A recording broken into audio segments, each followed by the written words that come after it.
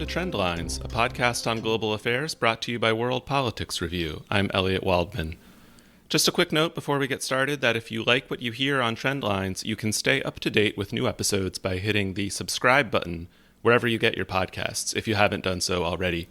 You can also find a full archive of previous episodes at worldpoliticsreview.com/podcast. Anyone who subscribes to WPR or even listens regularly to this show knows that we've spent a good chunk of time over the past 4 years criticizing President Trump for reasons that we don't need to get into at length here.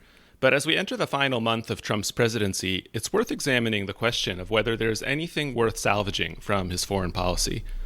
We have to remember that Trump's approach was to basically tear up just about any policy initiative or multilateral treaty that had President Obama's fingerprints on it, from the Paris Climate Accord to the Iran nuclear deal to the policy of so-called strategic patience with North Korea.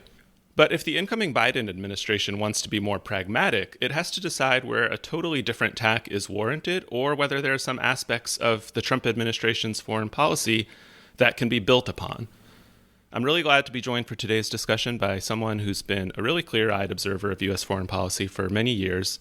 Dr. Emma Ashford is a senior fellow with the New American Engagement Initiative at the Atlantic Council's Scowcroft Center for Strategy and Security. She's also a columnist at Foreign Policy. Emma, welcome to Trendlines. Thanks for having me. So I was preparing for today's show, and I was reminded of a moment from the 2016 election. At the end of a town hall-style debate between Trump and Hillary Clinton, after 2 hours of the candidates just savaging each other, one of the audience members, Carl Becker, stood up and asked them to say one positive thing that they respected in each other. So let's make that our first question. In the spirit of Carl Becker, if you had to name one positive thing about Trump's foreign policy, what would it be? I think his willingness to question long-running common wisdom about U.S. foreign policy has actually been a benefit and an asset to America. He was very willing to say, hey, this seems stupid. Why are we doing this? I don't understand why this makes sense. And that actually can be an asset. Now, he was doing it from the position of I hate to use the word village idiot, but he was doing it from the position of just, asking questions he didn't really understand. He didn't really have any solutions, but he opened a debate on a lot of issues. And I think that is one thing that we actually should welcome, and that actually his legacy is quite positive on. A questioning of long-standing norms and trends that a lot of people in Washington were just taking for granted, in other words. Yeah, absolutely. So if we get into specific areas where Trump will really leave a lasting impact, I think the U.S. approach to China is one of the first topics that comes to mind. Over the past 4 years, we've really seen kind of a sea change in how the U.S. foreign policy establishment thinks about the Chinese Communist Party's behavior, its ideology, its ambitions, and what that means for the U.S. and its own interests. Now, arguably, I think a more confrontational approach toward China in Washington is a trend that predates Trump, but he certainly played a big role in accelerating it. Do you see this as a salutary development or something else? Yeah, I'm one of those people that will tell you this is probably not a good thing.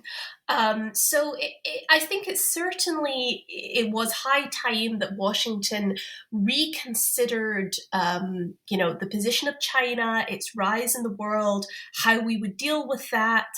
It was certainly time for the U.S. to reorient away from the Middle East, away from the war on terror, towards thinking more about, state-to-state relations, other great powers. But the Trump administration's approach to China overall hasn't been, that we should think about our relationship with China and try and find ways that we could live together. Instead, it's been this argument that China is implacably hostile, that the U.S. has to build up its military, start a trade war. We have to do everything we can to stop China from rising any further. And so, we basically shifted entirely from where we were probably a little too complacent about China, all the way over to we're massively overreacting under the Trump administration. So you think the ideal balance would be somewhere between where we were at the end of the Obama administration and where we are now? The Obama administration tried and failed to do the pivot to Asia, which has become kind of a dirty word in Washington. And I think that was, to some extent, the right approach to China. There were parts of that I was not a huge fan of. In particular, I think some of the freedom of navigation operations that were conducted, those had the potential to end up sort of increasing tensions with China. But a lot of the other things, like the Obama administration's attempts to create the TPP, the Trans-Pacific Partnership, so that it could bring other countries together and form something of a rival economic bloc to China. Those were the kind of steps that we should be taking, working with other countries, thinking about ways that we can coexist, rather than the Trump administration's approach, which has been extremely unilateral and extremely punitive towards China. You mentioned Trump's push to try to disentangle the United States from foreign conflicts in the Middle East. I feel like this is an area where you encounter the problem with Trump of evaluating the gap between the rhetoric he's used and the reality of how all the promises he makes get implemented.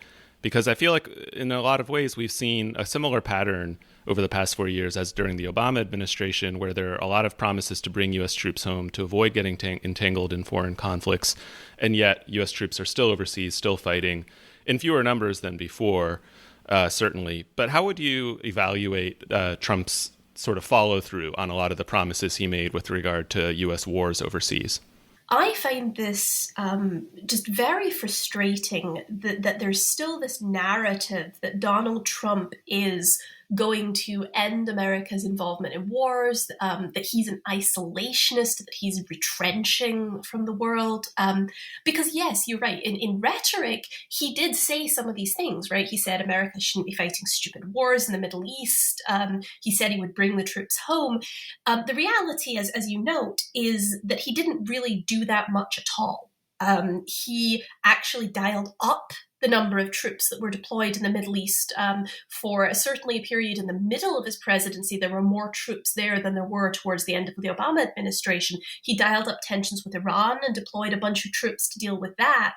And it's only in the last couple of months that he's really tried to dial down troops in Iraq and Afghanistan. He hasn't removed all the troops from Syria like he said he would.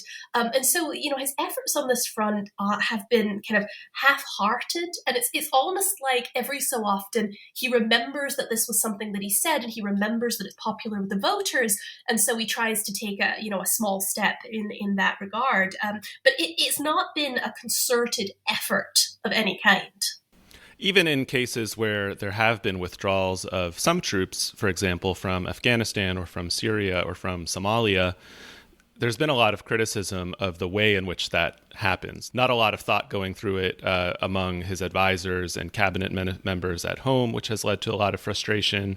Not a lot of consultation with allies, in many cases implemented very suddenly, without a lot of preparation. Would you agree with those concerns?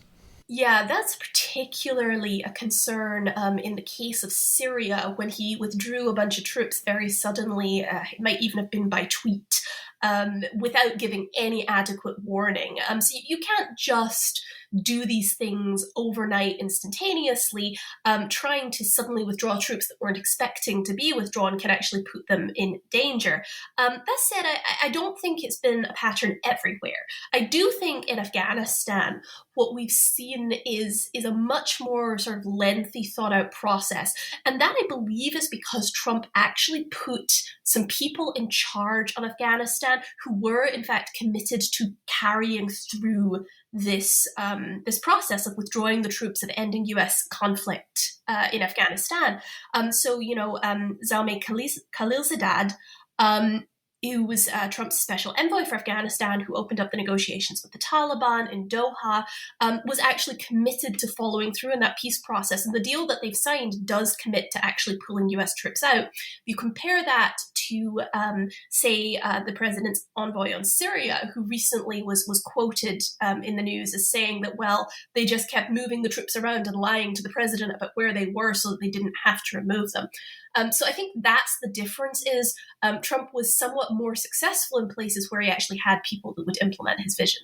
This might also get back to what you said at the beginning, a willingness to sort of toss out the old rule book. I feel like the area where that has been most prominent is North Korea, where he just completely abandoned the old way of doing things with North Korea and agreed to meet directly with Kim Jong-un without any preconditions. It didn't go so well in this case, but do you suppose that's an idea worth trying out again in a different form with more preparation, perhaps? I think it is. I mean, so this looks like a lot of initiatives in the Trump administration, right? That Trump had this harebrained idea. It actually maybe could have been something useful, but then the implementation was so poor that it didn't turn out well. And so at the end of the day, with North Korea, Trump basically, I think, allowed Kim Jong-un to use him for photo ops without really getting anything of benefit. But I do think there's a lesson here for the Biden administration and for other future presidents, which is that, sometimes insisting on sticking with the status quo doesn't get you anywhere. And maybe, if previous administrations, maybe if the Obama administration had been more willing to talk to North Korea, perhaps we could have avoided some of the advances that they made in missile technology.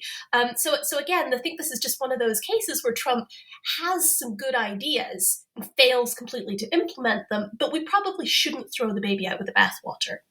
There's another area where he's pretty much upended the way things have been done before him, and that's trade. And this is an area where I think there was an ongoing trend sort of under the surface where a lot of people in the United States were concerned with the way the country was advancing into these multilateral trade deals without a lot of protections for workers. And again, this is an area where you get into the rhetoric versus reality issue. But Trump has certainly made much more of a point, at least in terms of his rhetoric, on connecting U.S. foreign policy with domestic voters' concerns, especially middle-class concerns. This certainly, I think, would be an area worth focusing on more in the future, no? I think that's what you're seeing, the Democratic Party, the foreign policy establishment, starting to take these issues more seriously. And, as a free trader myself, I'm not sure this is necessarily a really good thing, but it is a factor, and it's going to be a factor in politics going forward.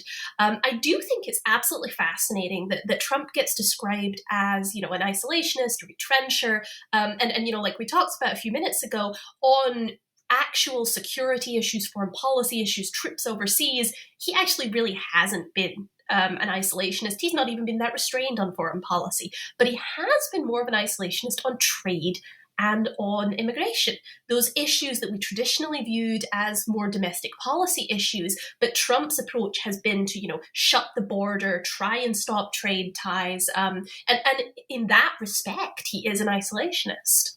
It seems also like a lot of the time people use the word isolationist when really what they mean is unilateralist, because he said from the very beginning that his approach to trade was going to be to try to have deals with individual countries, not these, sweeping agreements like the Trans-Pacific Partnership or the agreement with the EU. I believe it was called TTIP that got abandoned after Trump came into office following the Obama administration.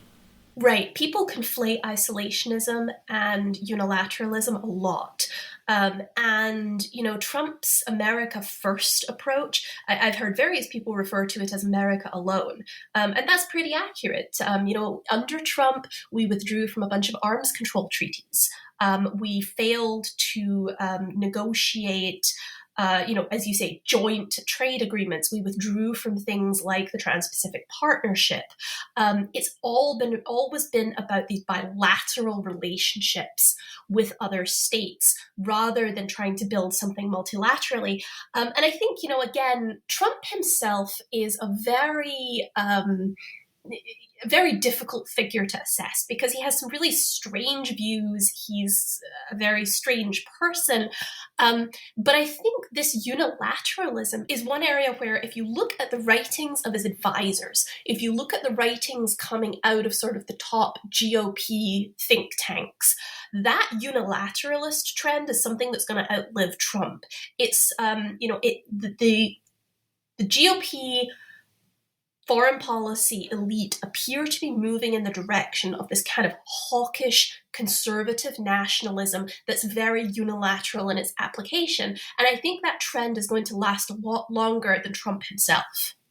I want to stay on this issue of trade for a few minutes. And since you had identified yourself as a free trader, and we've agreed that the way to move forward on this is not through the Trumpist approach of just slapping tariffs on imports, because that winds up hurting people in the United States, clearly, whatever Trump may believe otherwise. But what would a more inclusive free trade policy actually look like? A policy that doesn't have this kind of intense blowback from domestic working class constituencies and unions and so forth? So I'm going to preface this by saying that I'm not a trade specialist, so you should take anything I say here with a pinch of salt. I think there's something to the arguments that, Elizabeth Warren or Bernie Sanders made during the Democratic primaries, where they pointed out that, some of these deals are written in a way that they privilege very large corporations and hurt smaller businesses or hurt individuals. And so that's something that future agreements could focus on. But I do think that we also have to be honest. The message of Trump, and to some extent the message of Bernie Sanders and others like him, has been that trade is what is costing American jobs. When you actually look at the statistics and you actually look at the trends of what's been happening, that's not the case. What has been costing a lot of these, particularly manufacturing jobs or jobs in the energy sector, is changes in the way that we do things. So increasing automation in factories, the fact that we now source some of our energy elsewhere, the fact that some products like coal are no longer economically viable. And these are the natural changes that an economy undergoes. So this isn't as much about trade as it is about other economic factors. And so I think politicians have to be more honest about that and start looking for solutions to that rather than blaming it all on trade. I'm a little skeptical, unfortunately, that that's actually going to happen.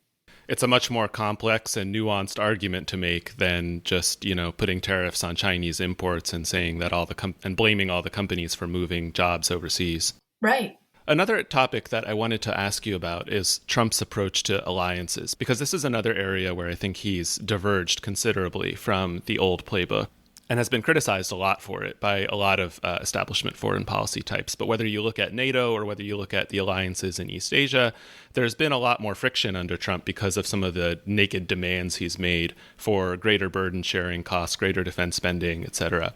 How much of this do you think is an approach that might be worth keeping in the future? So, I guess let me start by saying that I don't think that future presidents should shove the Prime Minister of Montenegro out of the way to get to the front of a group picture.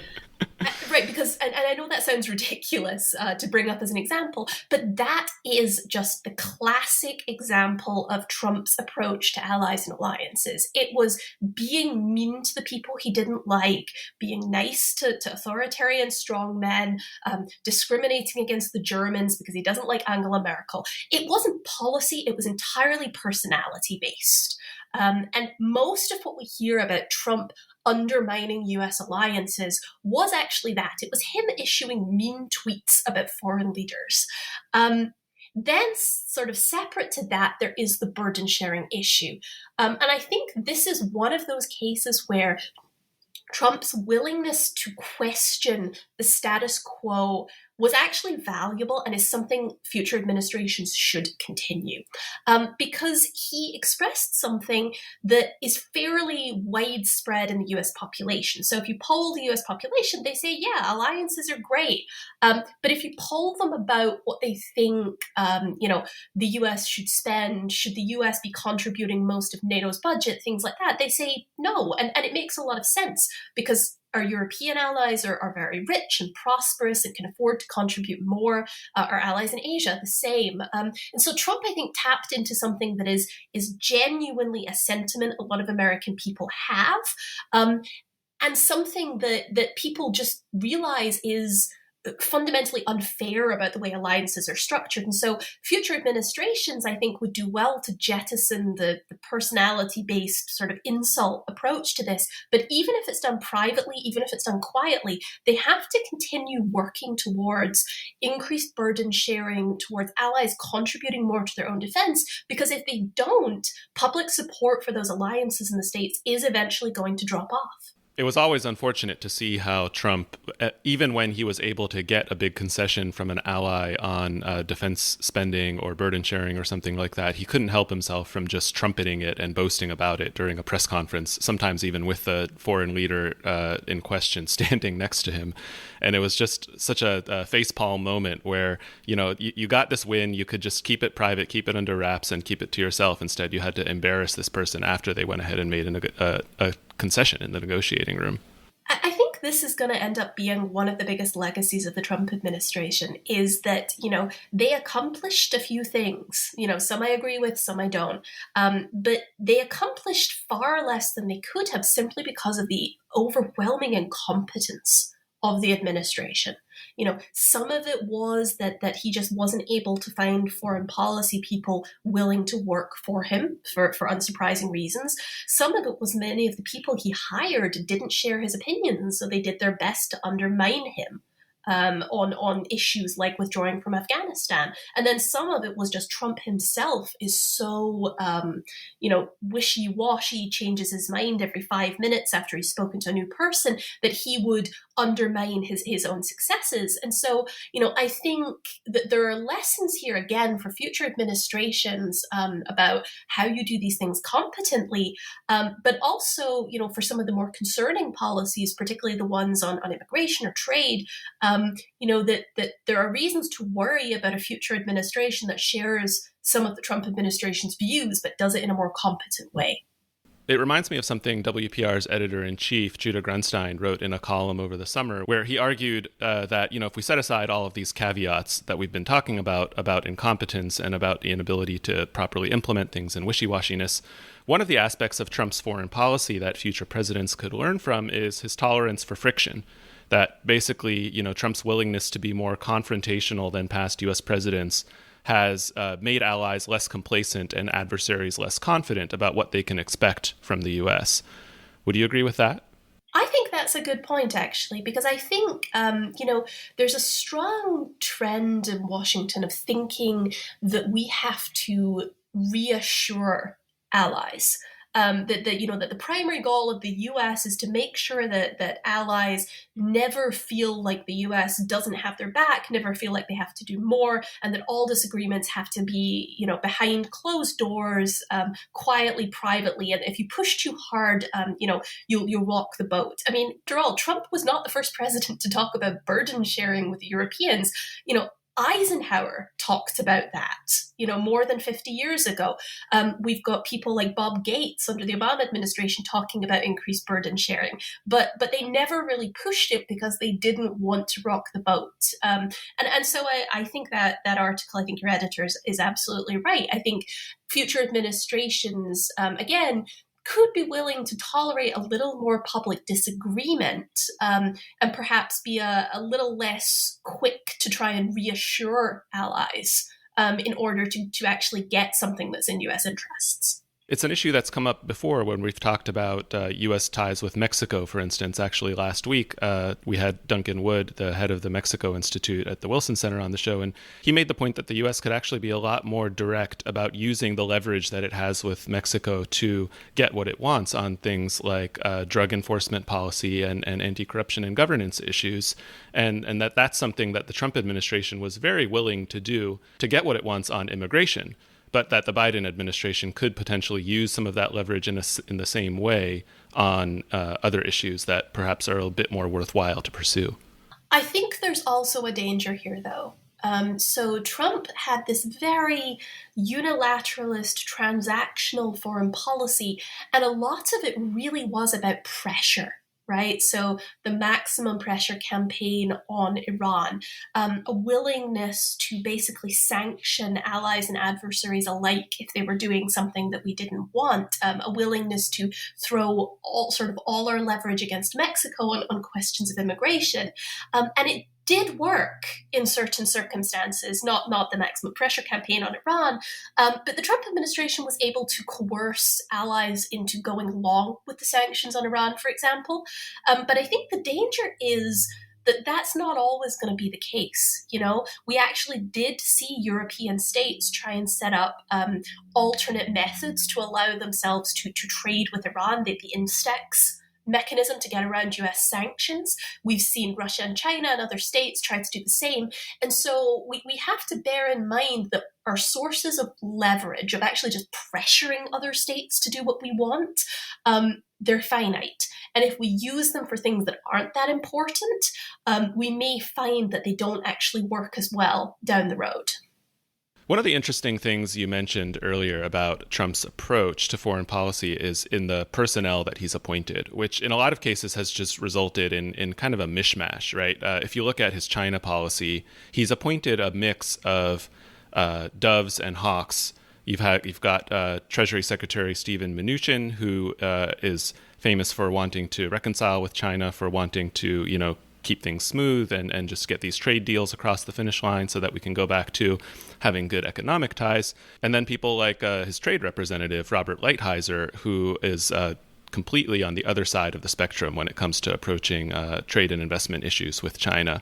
And I think a lot of the times this has created kind of an incoherence in policy, but I also wonder whether this is something that, if managed a little bit better from the top, could be useful in the future, sort of in like a team of rivals kind of way. I do think that what we saw in the Trump administration, in a lot of cases, was his advisors actively working against him. And this ranges from sort of the popularly approved idea of the adults in the room, Jim Mattis and H.R. McMaster and Steve Mnuchin, and they're all working together to stop Trump from doing terrible things to US foreign policy. And that was sort of broadly seen as a good thing in a lot of corners. And then, all the way over to John Bolton sort of trying to push Trump to go to war with Iran and doing things behind his back, which people, thought was not a good thing. But they're all the same phenomenon, right? Trump was basically never able to really hire people who agreed with him on a lot of foreign policy issues. Trade perhaps being the one exception, and immigration, absolutely. He was able to get people that agreed with him on immigration. But in foreign policy, I think that if Trump had not had a foreign policy staff that was effectively full of classic Republican hawks, that he might have done some different things on foreign policy. And if you read sort of the memoirs you read John Bolton's sensationalist book, you read H.R. McMaster's much more sort of measured tome on his time in the White House, what you see in both cases is just those people trying to push forward their own agenda and basically ignore Trump whenever possible. So I don't think this was a very productive White House environment. No, sure. I would definitely agree with you there. And it does seem like Biden is learning from that by appointing people who have been close aides throughout his career, people with whom he's not likely to disagree on a whole lot of issues. There's also a staffing issue more generally. So one reason that Trump was unable to staff up with people who agreed with him was that a lot of people just weren't willing to work for him after his comments on immigration and other things. But a second is that there's not as much of a bench of talent of people with government experience who want to take US foreign policy in a more restrained direction. So when Donald Trump said that he wants to, get the troops out of Afghanistan, there are people out there thinking very carefully about that. Trump appointed one of them, Will Ruger, to be his ambassador to Afghanistan, though it doesn't look like he's going to get approved by the Senate. But there aren't many people who agree with that. And if you look at that across all the foreign policy issues, what you find is that Trump wasn't really able to find people that agreed with him. And this is going to be an issue in future administrations as well. Joe Biden is predominantly picking people that he's close to, and that's probably a good thing because he'll have good relations with them. But he's also picking people who have very classic, centrist, fairly hawkish views in foreign policy at a time when the US population, and in particular the Democratic Party in the progressive wing, is starting to see a much more restrained approach to foreign policy as more popular. And Biden is not staffing up with people that have that viewpoint. And so, again, he's going to find it challenging if he actually does try to follow through on some of those issues, like withdrawing troops from Afghanistan.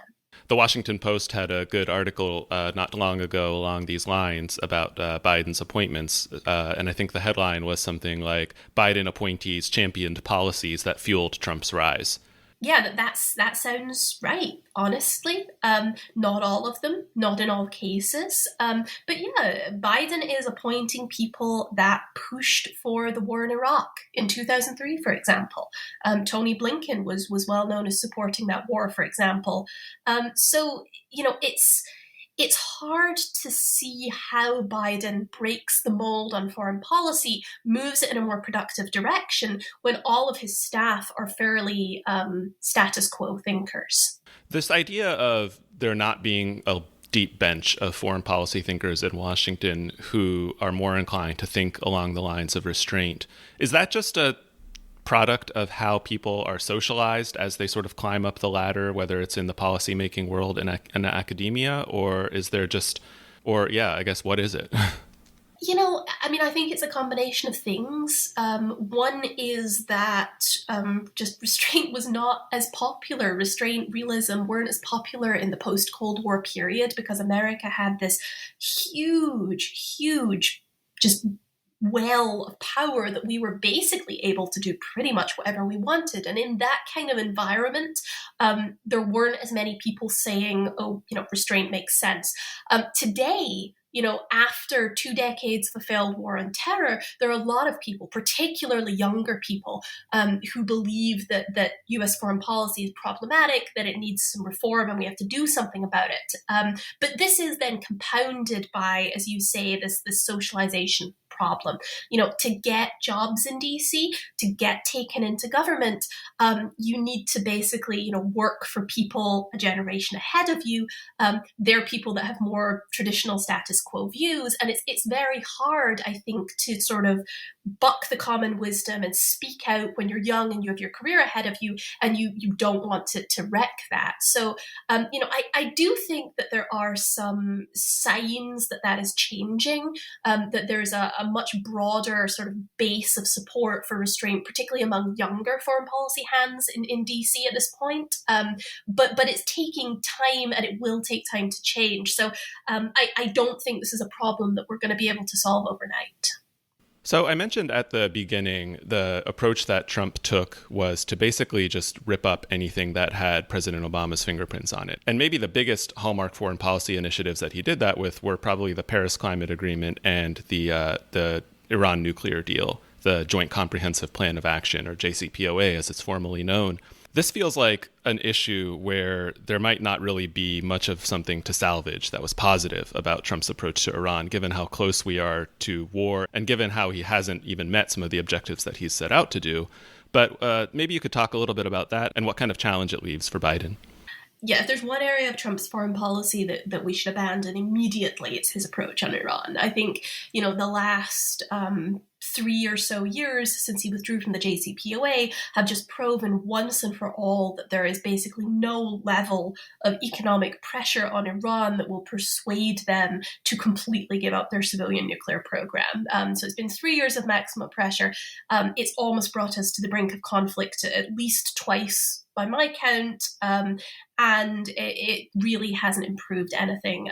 So Biden says that he's going to return to the JCPOA. It sounds like he's probably going to return to the JCPOA with no preconditions, right? So it'll just be Iran and the US both go back to where they were meant to be. But it is going to make it more difficult to negotiate with Iran going forward. Because the Iranians, and this applies more broadly than just Iran, the Iranians have to be aware that in 4 years or 8 years, another Republican president could come along and tear up anything they sign again. And so, Trump's withdrawal from the JCPOA wasn't just a kind of a disaster for Iran policy or Middle East policy.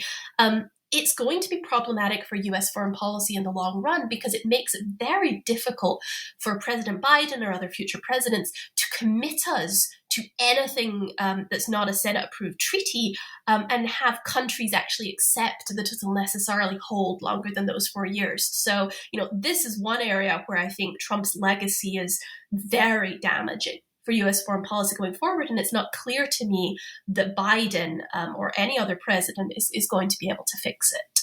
Emma, thanks so much for joining us on Trendlines today. Really appreciate it. Thanks for having me.